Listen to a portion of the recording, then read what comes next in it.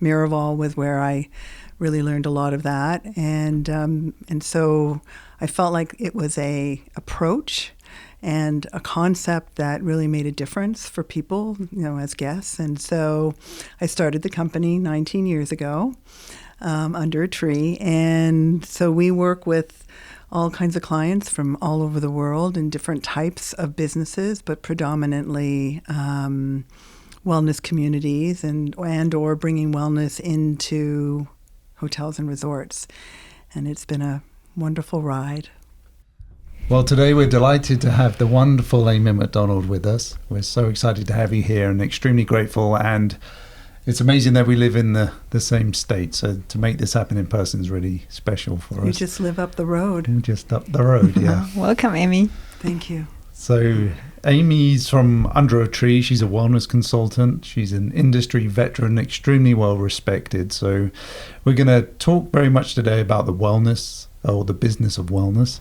And to put some context, why don't you give us a little bit of a background of your history? Sure.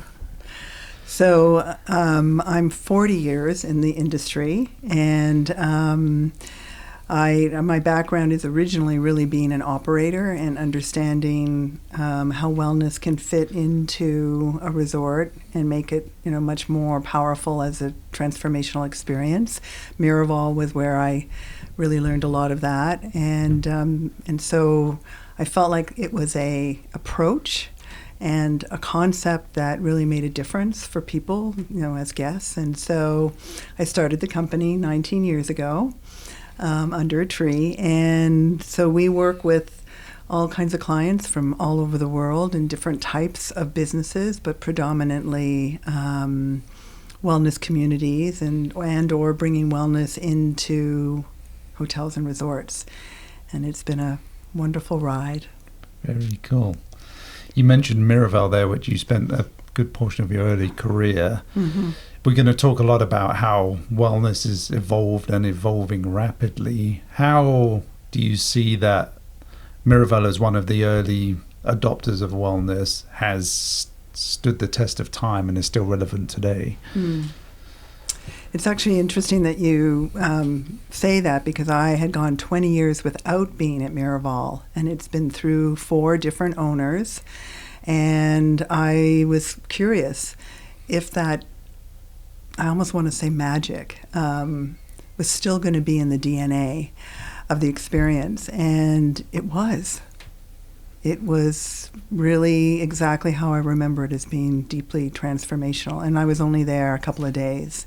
And so I think the thing that was interesting about Miraval was it wasn't medical, it wasn't rigid, because at the time when it opened like 25 years ago, Canyon Ranch, that kind of different type of model. And I think what was so profound about Miraval was that it was about mindfulness. And it's simple, right? It's about being in the moment. Mm-hmm. But it was so integrated into the DNA of every single part of the business, and including the staff, that the culture has stayed even through 4 owners. But when you think about mindfulness, you can apply it to everything that you do, right? So it was a brilliant concept that is actually timeless. Yeah. But at the time, what I saw was my own personal growth from being there.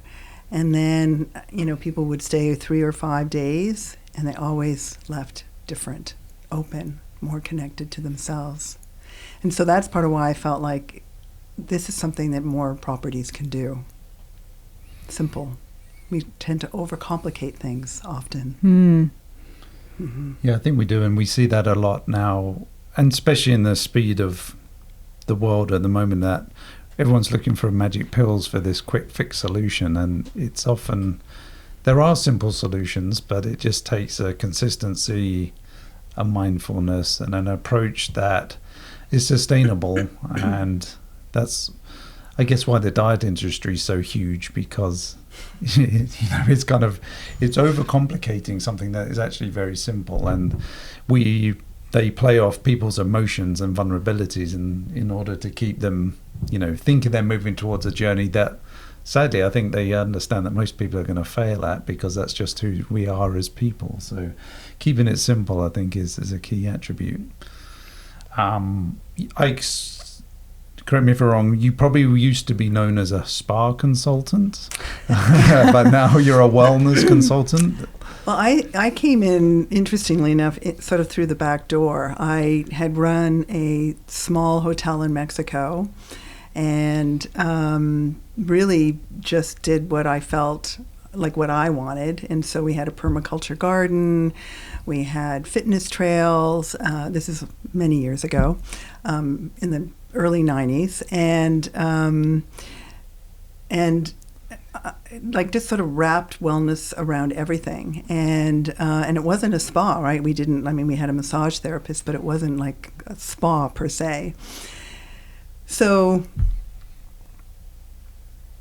then I ended up, because I got sick, I ended up working for a functional diagnostic medical company. And Canyon Ranch was one of their largest clients. And so it was basically, a lot of people didn't know what functional medicine was. And I basically talked about testing. And so I worked with the doctors because I needed someone who was not clinical that kind of understood hospitality.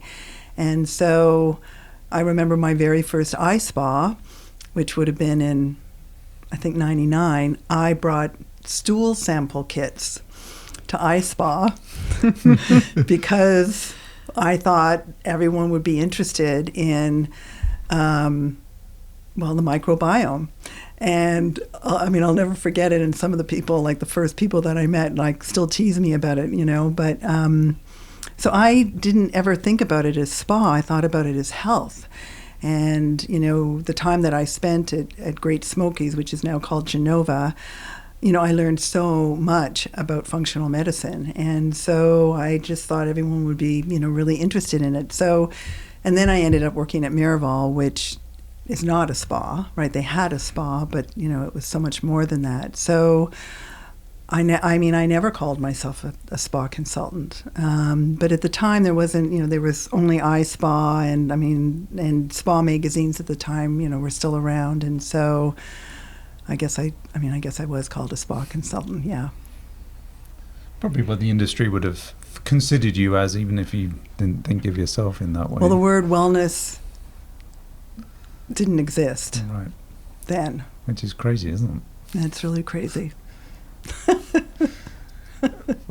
What do you think the desire for people, when we say people wanting to go to the spa, was typically more to relax and rejuvenate, just to kind of get out of the daily stressors? What do you think how has that changed with people wanting to go and still feel like the old way of going to a spa, but now it's more like it's self-care, it's wellness, it's like holistic approach to it? What has changed in people's lives' perspective for it to change to be more prominent and beyond just the spa? So there used to be, spas, like a hotel spa. And depending on where the hotel was, people, would come. I still hear, the men go golfing and the women go to the spa, So there was that sort of resort piece. And then there were day spas, which were obviously a very different model. And then there were the destination spas, which, like Miraval and Canyon Ranch and Rancho La Puerta, right? And so, I think we've seen a blend of those models in some ways. And now everyone wants to bring, now what we would call wellness. And I think it's evolved for a number of different reasons. I think that we capped out on price. I think a lot of people that go on vacation just want to relax, but those particular types of business models are the treatments are very expensive. When we started hitting the $200 and $300 for a 60-minute massage, it just became, I think, too much.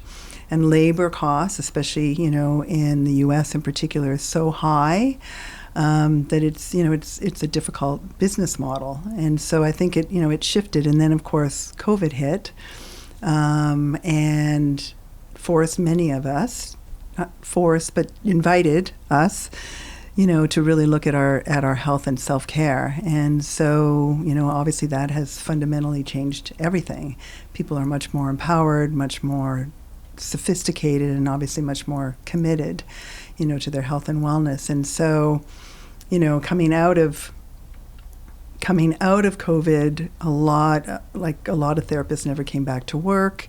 So there's that little labor shortage, and as that was happening, touchless wellness, technology started to come in. So it's been this sort of really interesting kind of convergence of different things happening all at the same time. Technology was evolving, right? And then all of a sudden, because of the shortage of staff, people started really realizing that technology could really fit a lot of the health benefits that people were looking for, right, in a much more economical way. So it's just like to sit back and just sort of look at the continuum, right? It's just exciting, quite frankly, how it's evolved. And now it's even more, obviously, more accelerated. And touching on COVID, was this sort of trajectory happening anyway and COVID accelerated it, or was COVID really been a huge sort of momentum push for it? Yeah, so we definitely saw it before. Even, before COVID, some of our projects really changed. There was much more of an emphasis on fitness. And, even the Global Wellness Institute, right, I can't remember what they used to call it, but they ended up doing research and creating a whole new category. And so what started to happen even before COVID was if you had a beautiful room with a view, you put fitness in there. And fitness started to really kind of overshadow in some ways spa. And so, and sports performance started to come in. We started to see the beginnings of what we now think of as recovery and biohacking, but that definitely started before COVID. And so I would say COVID the industry was moving in that direction, but I think what happened was that the entire world took a pause. And that obviously really shifted things. Yeah. That's really interesting because the way you're describing that makes me think about when we think about health and wellness, it's been very much the external, like getting fit in our bodies, looking good. Nutrition, like it's been the very external. And I think with COVID, everyone had to shift very much to an internal world. And that's when we highlighted how our emotions, how is our mental health and well-being. And I think that's probably what I can see now is why it expanded to those other areas. And it takes us, right, as humans to make that fundamental shift. And so COVID definitely did that. And then obviously, challenges with anxiety and depression, I mean, that's even more. And coming out of COVID, that's a direct, I think, definitely a direct reaction to COVID is the mental health component, which unfortunately seems to be here to stay. It does, yeah, it really does.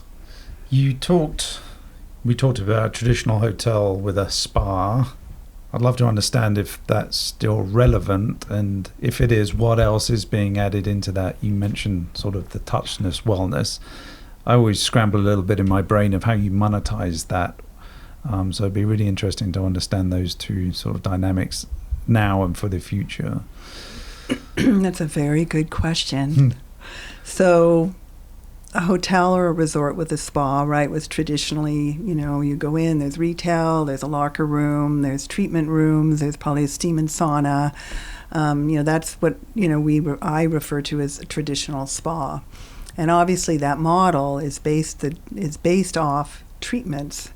And if you think about a treatment, let's say it's, whatever the amount of money is, up to 55% of that goes to labor. So if there's a labor shortage, right, it makes it very difficult as a business model. So, what we've seen is touchless wellness coming in. People still want to be touched, right? They still want that. But what we are seeing now is that sort of is the area that's sacred, it's quiet, right, it's intimate. And now what we're seeing are these social wellness kind of lounges, which are maybe now when you walk in, you see retail, but you might see a social wellness lounge where people can pay for access to it. And there might be different types of incredible loungers with vibration, vibroacoustic, might have infrared. And so people can go for 30 minutes and have a treatment. They don't have to get undressed, right? It's not going to, wreck their hair or whatever. Like, it's something that still is really beneficial. They can have compression, maybe they're jet lagged. So there's a lot of things that you can have typically in like a zero gravity chair. And so those lounges are monetized, and it's much more affordable. It's only 30 minutes, and if you're a business hotel, right, it works really well because people often don't have a lot of time for treatments. But also, if you do have a labor shortage, you're able to offset. You're not saying no. You can say, well, 30 minutes on this lounger will really help you decompress from the travel, or get you ready for your meeting. So the social, and it doesn't have to be social. It can just be a wellness lounge, but they are monetized, and they don't have labor.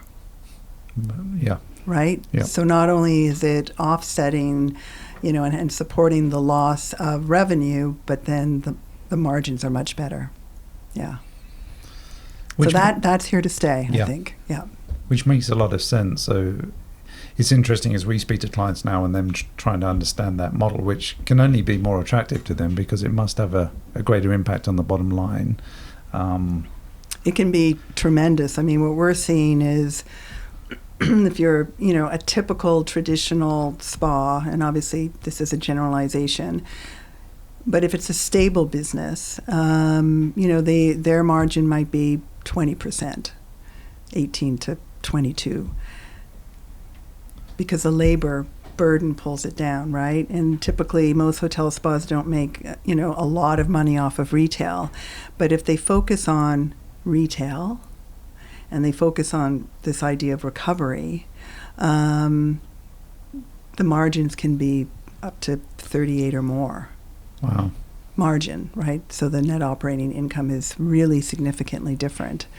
And so it's an exciting time, right? So now it's a blend, like, when we're developing concepts, we still want to have the touch component.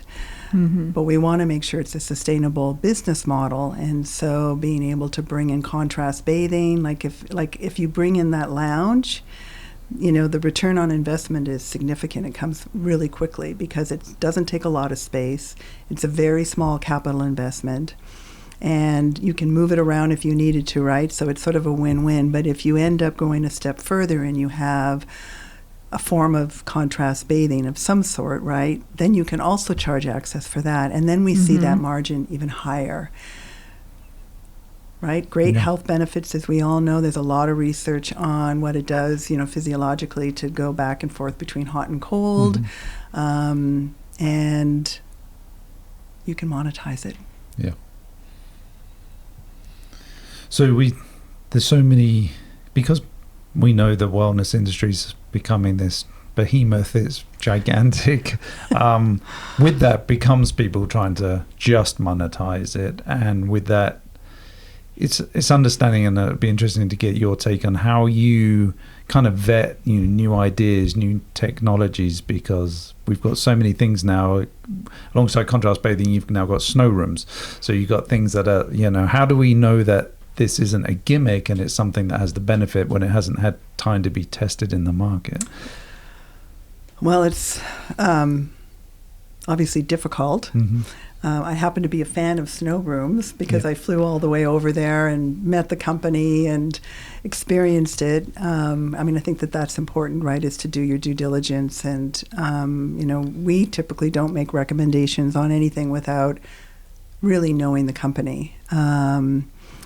I think that, more due diligence is certainly necessary now more than ever because technology is moving so quickly. It used to be you could interview a therapist and you would know. Right now there's so much going on, and there's so many hybrids coming out, right? You can, I was thinking about Othership that just opened in New York. It's a Toronto-based company, and it's just this incredible model of just these massive saunas where you can go in and do yoga and meditation, and they also have the cold part. And when I saw it a couple of years ago, I was like, this is going to completely take off, right? So bringing that social piece and then bringing it into like a sauna, right? Or even like now they're making cryo rooms that are really big, so you can go in and for however long you're going to be in it, you're going to dance and you're going to be with other people. And so I think designing multifunctional spaces is really important. The reason that I really like a lot of the technology is a lot of what's coming on board does not cost a lot. So often with clients we'll say, let's ease in to it. A snow room might be $80,000 or, or more. And so, with every client, some clients want to be bold and they're willing to take that risk. Right? And we can put together, here's the return on investment if you do it. And we sort of lay it out to clients and let them know. But I find a lot of them really, it's sort of like the wild, wild west, right? They want to be the first and they want to do it. And so our job is really just to say you can ease in to it, right? And create spaces where if something doesn't work, you can change it, right? And so less built in, like that's the piece that's such a risk, right? Is the types of therapies that require a room. We typically really, it's our job, right, is to let our clients know the risk, the upfront cost, but also the potential risk that it will not necessarily, stay on trend, or something else will come along that, is even better. So, I just feel like every client is different, and it's up to, ultimately it's up to them. So we kind of weigh it out and let them know you could do it this way and this is what it looks like long term, or you can do it another way, and then at least they're educated and informed to be able to make the best decision for them, depending on their, how they feel about the risk. That makes me think as well, Ben was mentioning new products coming to the market, but we also see a lot of new wellness concepts coming to the market. And I'm always interested if something hasn't been done and tested, what's your approach to making sure that it stacks up, that it's a good business plan and solution for the client? If it's a completely new concept, like you're mentioning social wellness, there's a lot of new concepts that are coming to the market in every sector, from hospitality to residential.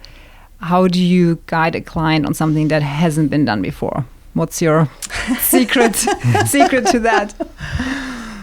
Well, again, it goes back to the actual client. A lot of our clients have not really been in the wellness world very long, and they say, oh, my wife really likes this, or we went to this place and we really like it. And so, we have to kind of vet through a lot of that. And, typically what we'll do is we'll put everything on the table. We start with everything because it's a process. And then we kind of walk through, okay, here's a wellness continuum of all the different things that are on the market, right? These are the things that are for sure. Like we know at this point where we are and where we're going to be in the next few years, these are the elements that you absolutely need. So let's start with that. And then you can take, some of these other things. And again, by designing multifunctional space, they can kind of play and grow into it. But we put numbers together, right? And so, it's difficult because we don't always have comp sets. So we might pull, like, this is a really successful recovery concept, and this is a really interesting, there's a lot of bathhouse components now, especially, right? And now enough time has gone by that a couple of years ago it was much more difficult, but now we can say these are businesses. And this is how they're producing, like this is the output financially. And so with every single day that goes by, we're getting more business models. But there's still a risk, right? And so we basically, again, we put it all on paper. We do the due diligence of putting together the business model. And we put it together so that we can say, if you turn this off, this is how it performs, right? And if you make this bigger, this is the impact. And so we create models that are living so that you can play with it until we feel anyway that it's going to benchmark the way that it needs to. And now we do have benchmarks. Yeah. Still new, but we are having more. Yeah. And it takes clients, like I have a couple of clients that have been really open to sharing their investment and how it's starting to perform. And so we need that, right, to be able to grow and stay maybe not ahead of technology, but to stay as close to technology as we can. Yeah. It's interesting because you were saying it's a living model. I can imagine when you create something for humans, you sometimes can't also predict how people take on that product or that new service and how people react. So it's interesting, like you're saying, you look at different scenarios depending on how people actually use it. So I think that's another component. Well, and that's sort of part of what we do, right? Is what we have we have an approach. So we take, okay, here's everything that you want to offer. Here are our recommendations. And then we basically look at the business model, like where it is, how many people are going to come, how long they're going to spend in each area, how long they're going to be on, whether it depends on the business model, if it's a membership or whether it's a resort. But we basically just put all of the drivers, which are, occupancy and number of guests, like all of that. And then we put everything that they want to offer. And then we basically, it's math, right? We basically say, these are all the different. This is how many people on any given day are going to be there, and here's where they're spending time and how much time. And so that allows us to not only give recommendations, obviously, to the architects, but it also is all of what informs our performance. So we're marrying the financial output with the actual design. And so if it doesn't fit and it doesn't make sense, then we can go back and kind of change it. So it's sort of a dance, but knowing the business and really understanding who that guest is. I mean, we have to make assumptions, right? But it seems to be working. Well, it's fundamental, isn't it? Because at the end of the day, it is a business, so it has to stack up. We all want everybody to be well and benefit from these modalities, but if it doesn't stack up as a business, it's not sustainable.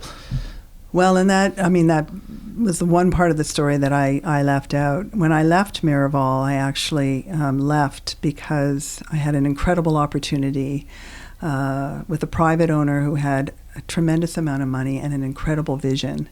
And he built by far the most beautiful property, most sustainable property at the time that I had ever seen.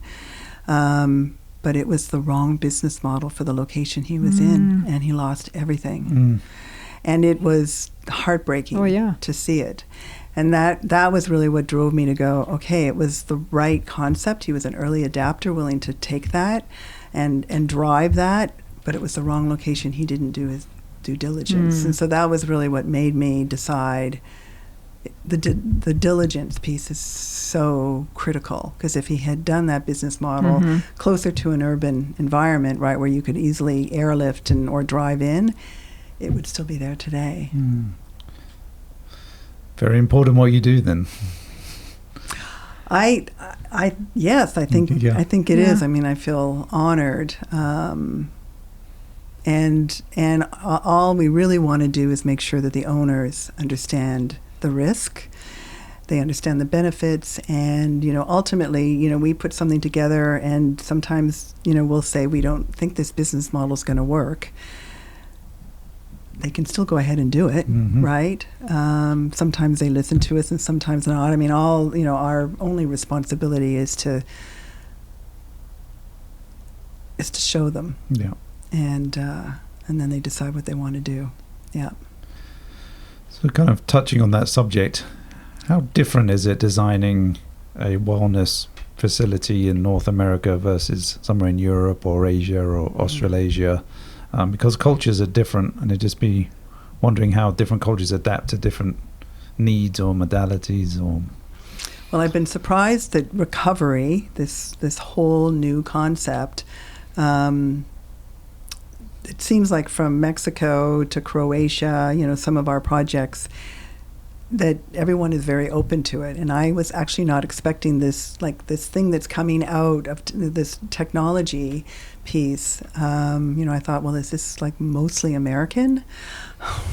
Because it could be, but obviously it's not, right? It's sort of, it seems like it's all over the world. So that's been sort of interesting. Contrast bathing, of course, in parts of the world is where it was born, and it's deeply part of their culture. So, in not even Canada, but the U.S. in particular, the contrast bathing is sort of this new, interesting thing. But obviously in parts of Europe, and obviously if you think about Japan and many places in the world, bathing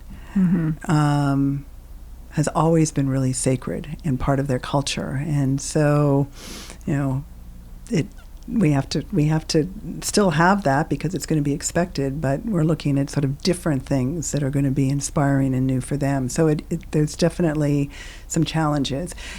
Some parts of the world you can go co-ed with your locker rooms, and you can go co-ed, and then obviously there are other parts of the world where you absolutely can't do that. So, things are changing, but obviously still rooted in, the culture of wherever they're located. Right. And then I assume North America is probably, is it the largest wellness industry at the moment? Certainly the U.S. is, yes. Yeah.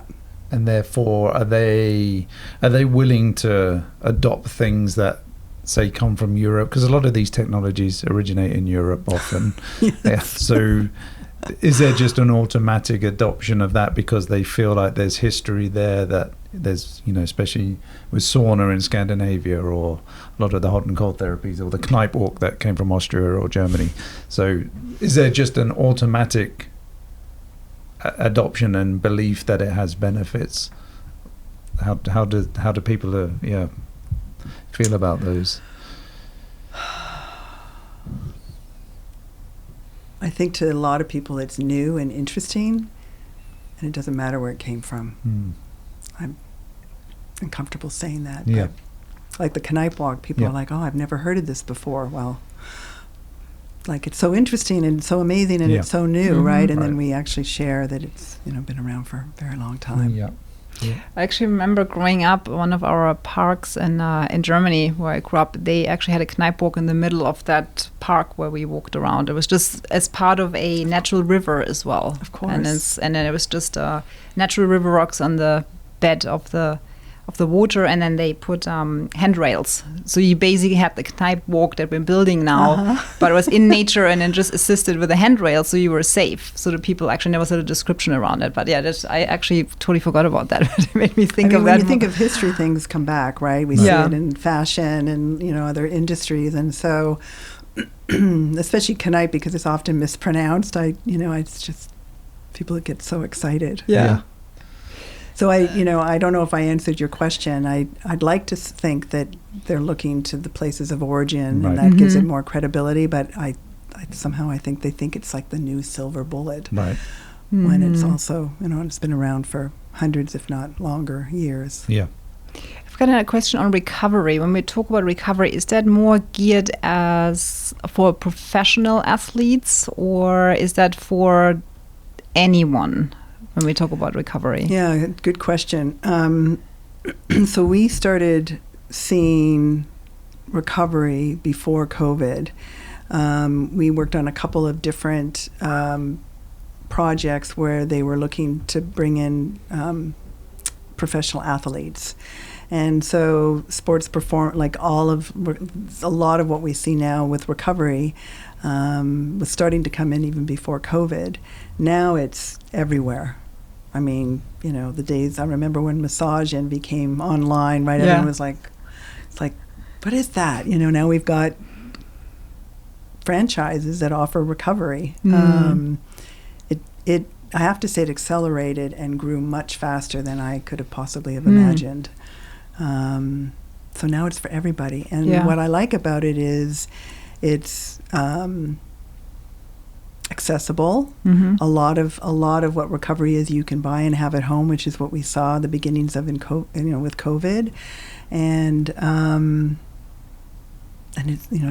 it's inexpensive, much less expensive, and so I think it's democratizing wellness. Yeah, and that's what we want. We do. Yeah. We talked about cultural diversity. What are you seeing generational diversity? What is sort of our generation looking for versus the younger generations coming through? I would say, since I have a Gen Z in my home, obviously the boomers, we still want massage. Whereas what we're seeing with the younger generation is they really like the idea of recovery because it's got a technology piece. I think that this robotic massage, like escape that, I think that part is going to evolve a lot. I also think that, and I'm thinking more about Gen Zs in particular, they're already much more committed to wellness than certainly we were. And I say we meaning, boomers.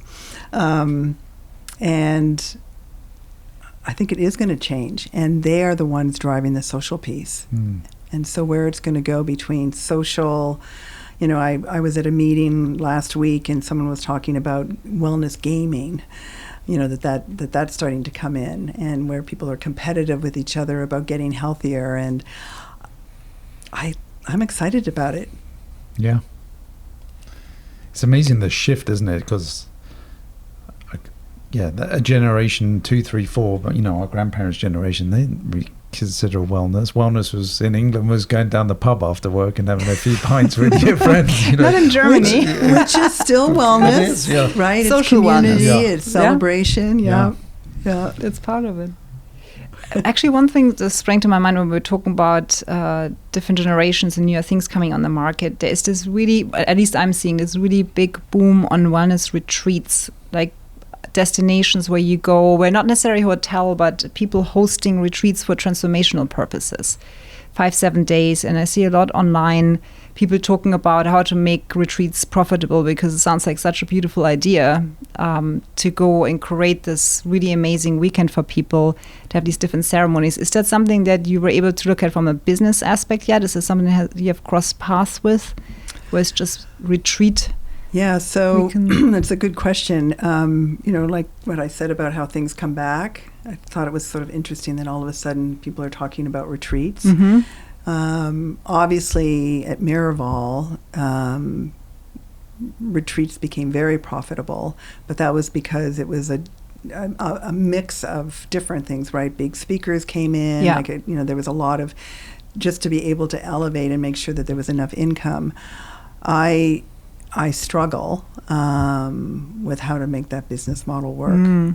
Yeah.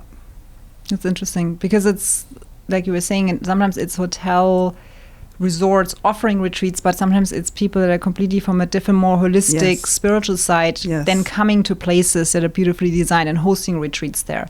And I see just so much of that now. That's why I was kind of intrigued. Is it just a beautiful picture, or does it actually make business sense? But we might have to wait and see a little bit on that too.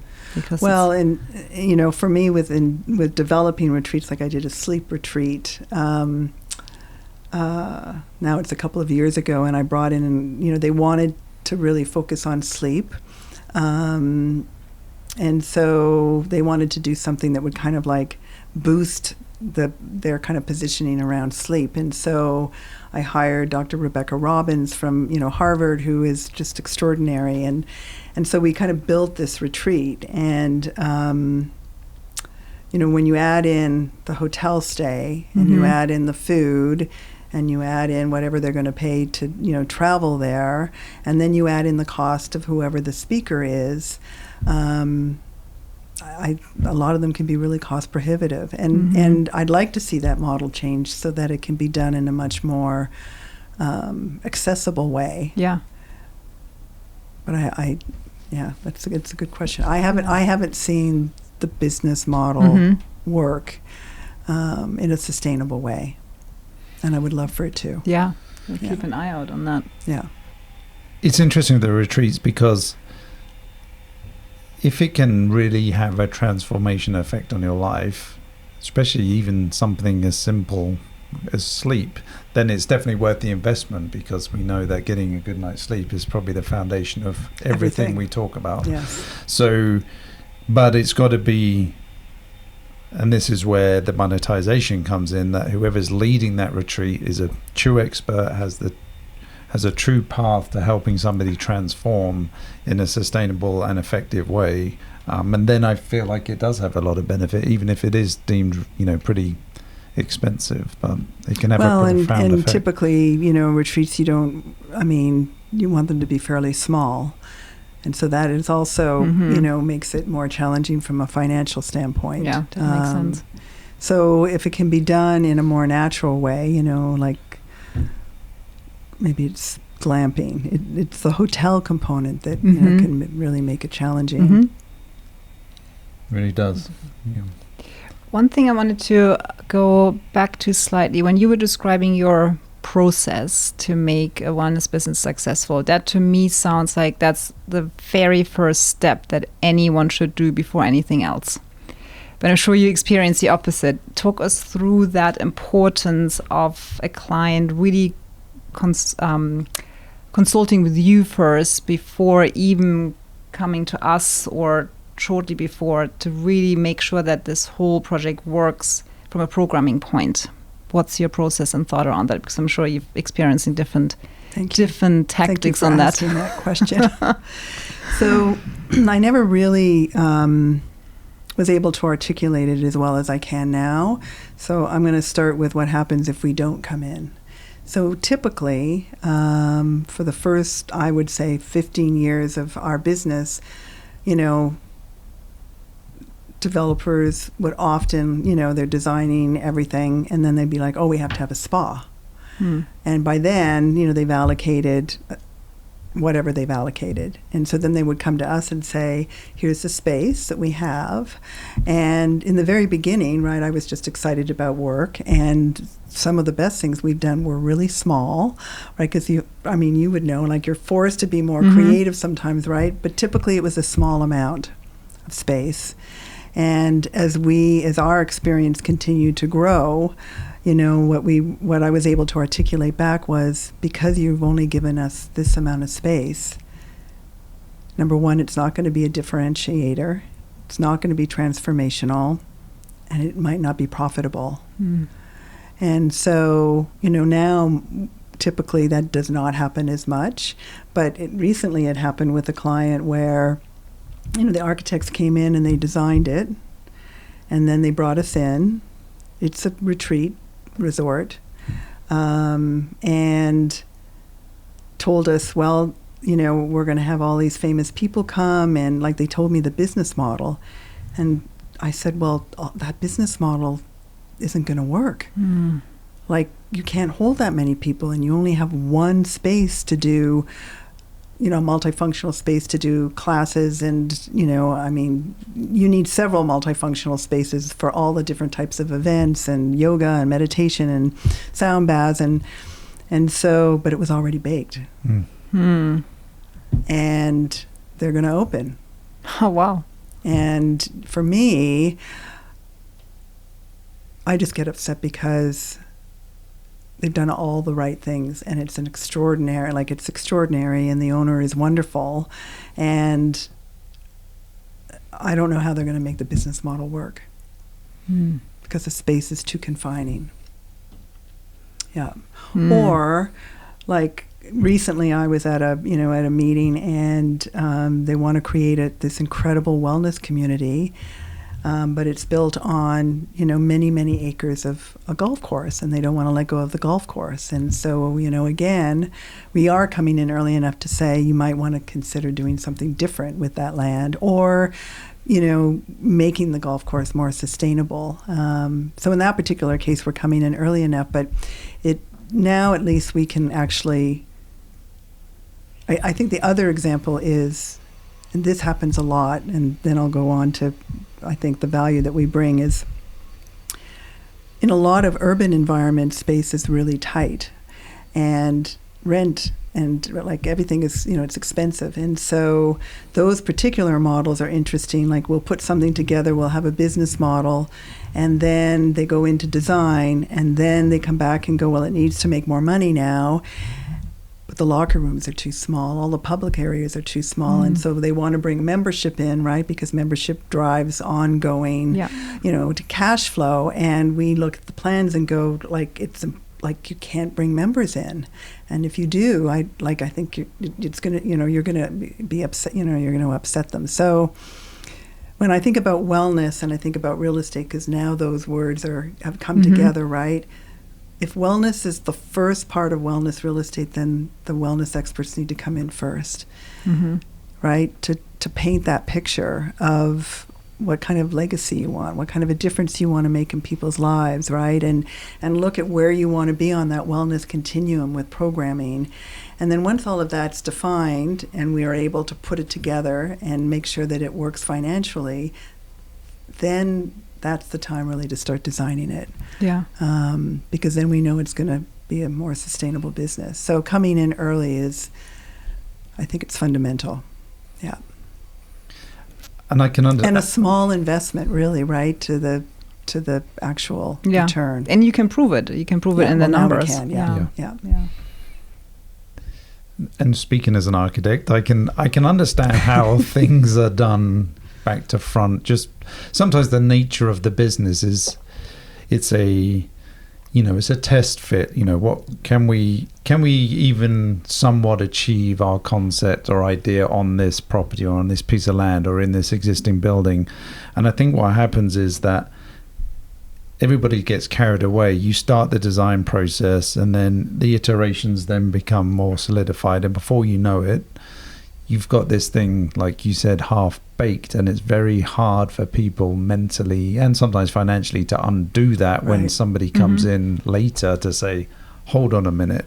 So I know we've been talking a lot about that strategy of teaming up, going in very early so that those two can be done in unison. And from us, from an architecture and design point of view, there's nothing we'd like more than to understand how to best incorporate all of those ideas, programming, function to make the project successful in the long run, because the ultimate benefit is the guest and the owner from a business point of view. So it makes perfect sense.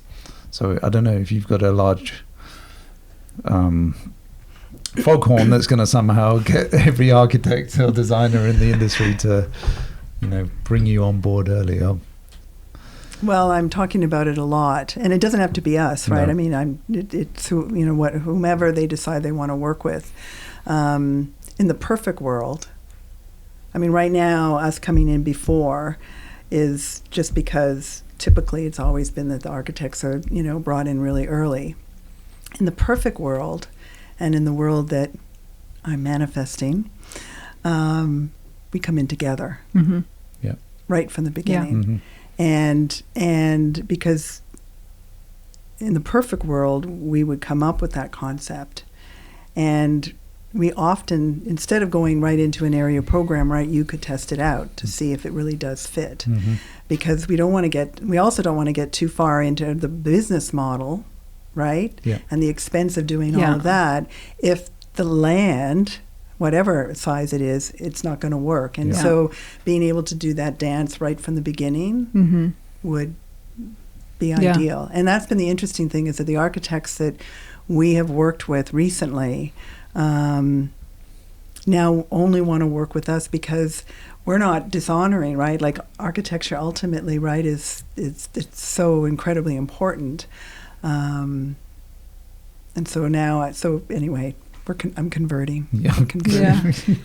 I mean, that sounds like because we learn so much together, we right? do, If we put all of our minds together right from the beginning, I mean, that sounds really like the beautiful synergy to do it up front together. And I think it's a mindset shift as well. Like you were saying, traditionally in architecture and design, you might think, we don't want to think about all those practical things, or not, we do want to think about them, but not to the extent where the experience suffers, that it feels like it's very money driven, is very thought out, and it doesn't feel good. But these things really can and must come together for it to be a really good space, because ultimately, and to be sustainable. So it's the practical side, the business side, and then the energy and the flow. When those come together, that's the most successful project. And it's just the energy mind shift as well, that to allow those things to come together and work together, not against each other. Well, and I think from the owner standpoint, it's not unusual, and I'm sure you see this all the time as well, is we put a beautiful concept together, everyone agrees, and then for either financial or spatial constraints, they have to value engineer things out. And so the value that we bring is they have everything they need to be able to make the most informed decision on value engineering. Like, okay, we're going to have to make this smaller. This is the impact. Might be positive or negative, right? But so they're able to make those decisions feel much more empowered about that. Because normally value engineering, they cut out the storage areas and, but if you have an actual pro forma that is married and supports the design of what you're working on, you're able to really look at the impact and make those decisions, right? I mean, value engineering it has to happen. But at least we're informed. All of us collectively, right, really understand it. Yeah. Yeah, I think if you can always maintain the intent and keep the eye on the prize of the end goal of what you're trying to do, if it's helping people, transforming them, to value engineer out certain finishes or ideas is fairly easy to do, because that ultimately isn't what's going to make the difference to, say, the guest in that transformation experience. It's a bit like you said at the beginning, Miraval. It's that culture that ran through every staff member. That's what delivering true hospitality is. It's not the chandelier in the lobby. Those things can have a perception of grandeur or expense, but that's not really what's going to do it. It's the engagement at the reception desk. Somebody smiles at you or takes the time of day or remembers your name. Heart, yeah. And those are the things that really don't actually cost anything. Exactly. So the value engineering doesn't need to touch the core essence of the project or what it was set out, the intention in the beginning. Well, it's like, we talked earlier about this beautiful painting. Well, the artist paints the painting first and then decides, right, what type of frame, the size, the color, the texture, to obviously support the painting, not take away from it, but the synergy of the painting, of the art, and the frame, because the frame is also art, right? They work together. The sum of both of them becomes something much greater. And so that's sort of how I think about, our process is let's do the paint. Let's paint first and then put the frame together. But if the people that put the frame together are in the room right from the beginning, it's an even more beautiful process, right? But even more profound outcome. It really is. I often, with our team, give the analogy of baking a cake, that you got to get the sponge right first. There's no point doing all the icing and the decoration, because if the sponge underneath collapses or falls to pieces, then it doesn't matter how nice the decoration was on top. So I think it's a similar analogy. Very similar. You got to get that core essence right, and then you can add all of those, decorative elements to it that sort of, like you said, frame it. Well, and I think I learned that at Miraval when I started at Miraval. Miraval had been a 28-day rehab center. It was a hospital, and so it was quite clinical and not very warm. And we started to win awards and get recognized. And I was always, I was always waiting for the shoe to drop. Like, don't they know, like, how old the buildings are, and when it rains, the treatment rooms downstairs leak, and all the stuff that as an operator, right? And it was always about the staff. It was always about how they really touched people. And so that was a lot of what I took away from that experience, was as important as architecture is. And now Miraval is obviously much more beautiful, and they've transformed it. It really, what really changed those guests' lives was the staff. And coming together, the actual guests coming together, right, as well. And so I always remember that, and I don't want to sound disrespectful to architecture, but at the end of the day, right, it's the human piece, human connection, that ends up being so important from a sustainable standpoint. We were fortunate enough to listen to Steve Wynn talk a couple of years ago, and he was saying exactly that a hotel is just a building that has a name hotel on it, and it's the hospitality is delivered by the staff. And he shared a wonderful story that I can really quickly sort of tell you. He had one of his staff members who was a bellboy, and somebody, a regular guest, very wealthy, was staying at the hotel, and they'd forgotten their medication, which was pretty critical to their stays. They were like, oh no, what are we going to do? And this bellboy sort of overheard the conversation, and I think they were from Southern California staying in Las Vegas, and he had a friend that lived in Southern California, so he found out the address, etc., found they had a house manager. And he drove himself all the way to Southern California, picked up their medication and had it back to them the next morning. And that's what true hospitality is. It doesn't matter how amazing the building is or like we said, the chandelier. It's that understanding and going above and beyond for somebody. And that's what it really comes down to. The spirit of service. Yeah. Generosity. It's incredible. Thank you. I'm going to use that story. Yeah, it was a really good one. It's fascinating to have that understanding, because although Las Vegas is, glam and big and bold, there's still he really wanted to have that heart in his hotels, and he told many phenomenal stories during that presentation. But so I'm going to put you on a spot a little bit. You haven't already? Yeah. I'd love to understand, just going back a little bit, what does wellness look like in 3 different sectors right now? So a traditional hotel with a quote-unquote spa, a destination resort or retreat, and then more of a huge holistic wellness community. What do they look like today or going forward that they didn't in the past? Let's start with a hotel, because hotels are... We're going to start with the hotel. Yeah. Okay, that's the easiest one. So I think that we're going to see smaller and smaller spas, the treatment part of it. We're going to see more and more of this technology component with recovery. I do think that we're going to see much more sophisticated fitness components, because typically hotel fitness is typically not been much. So I think we're going to see, and we have to see that, right? Because when you think about, all the hotel companies, they don't own those buildings, right? It's the owners, and so it's going to be more and more important that they stay really relevant. So I think it's good, because now they can bring things in that cost less and don't have the labor component. So that's sort of the hotel piece. Yeah. What was the second one? Actually, before we go on to the second one, have you worked with any of the main hotel brands on developing some of those new concepts or ideas, or have you been approached about that? So I've definitely been approached. I think they're all, I'm not going to say all, the majority of them are looking for what to do with wellness. Right. And, hats off to them, because some of these brands have 26 or more, sub-brands, and it's tricky. But yes, they're all looking for solutions. And obviously it's difficult, right, if you're one person, because it's typically, a very small team that is driving sometimes hundreds of properties. So, they are reaching out, obviously, to consultants. The majority of the work that we've done with the larger brands has been on behalf of the owner. So typically we're hired by the owner. That's who pays us. We typically have to be on the preferred vendor list, right, with the hotel company. And so we get stuck in the middle a lot.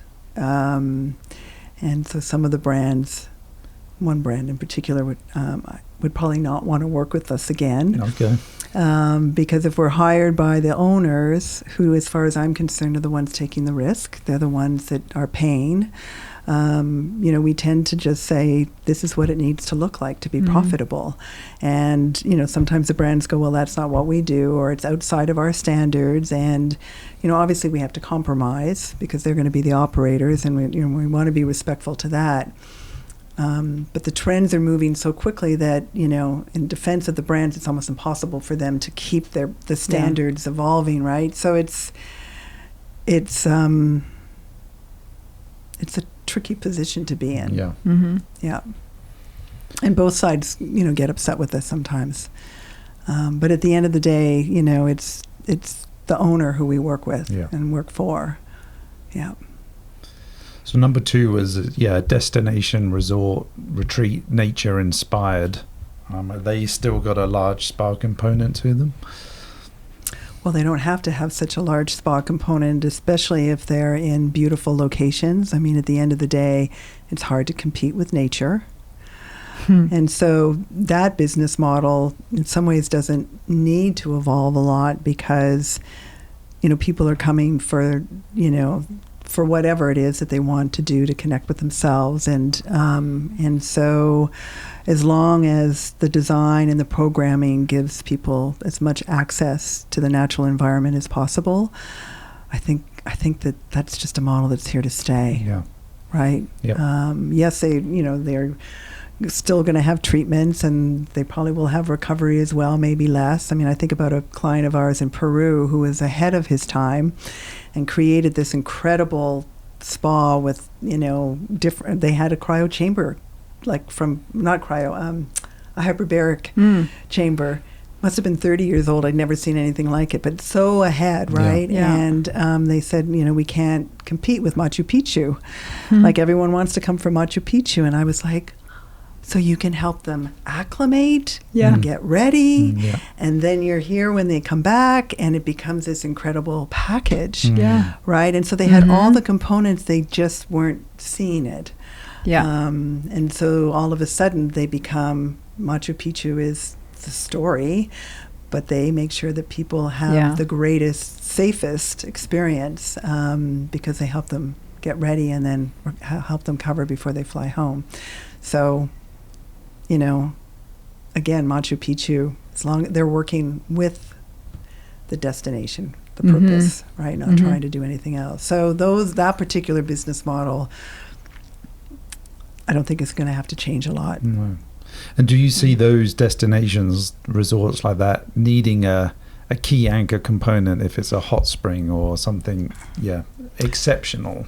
Well, a hot spring, I mean, let's face it, if the water chose to rise to the surface in that location, that's all you need. Right. That, to me, is the greatest anchor that you can have, is something that's been, divinely created. And so hot springs, also, there's a finite amount of them, right? They are certainly the most, I think, sacred. But yes, I think an anchor is important.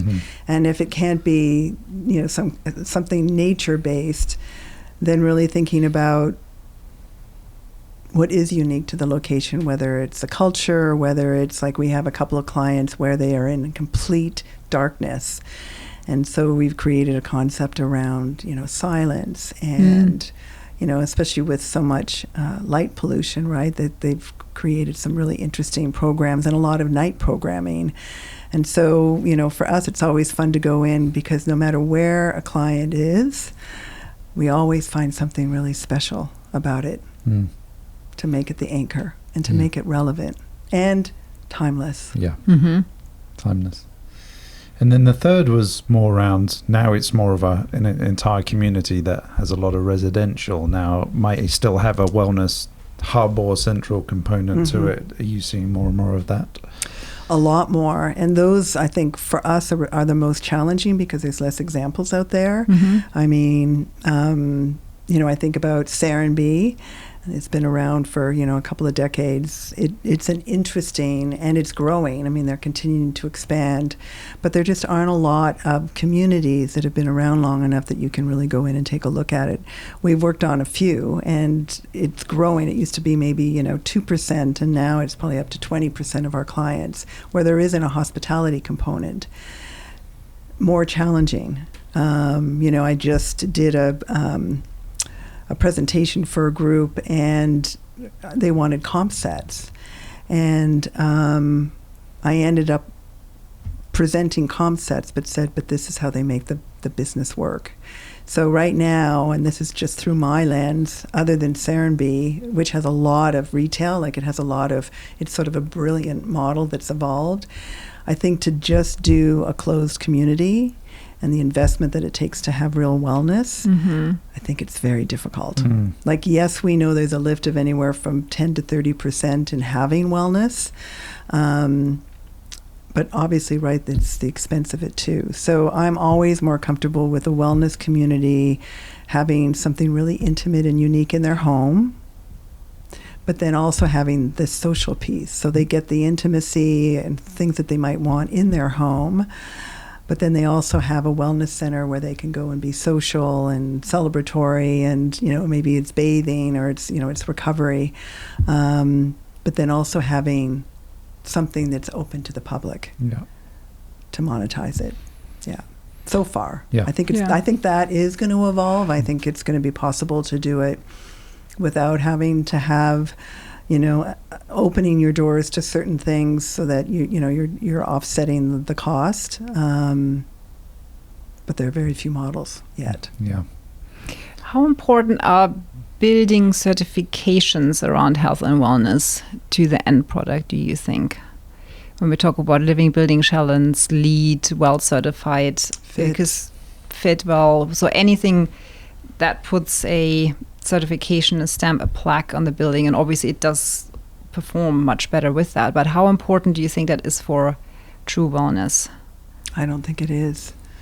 I mean, I've seen a lot of projects where they just couldn't afford the certification, but were really deeply committed to the standards and would meet the criteria, but just couldn't pay for it. And so to me, I encourage them to tell that story. I mean, obviously, if they can afford to be certified, that's fine. But I don't know how much it really matters to the consumer. Yeah.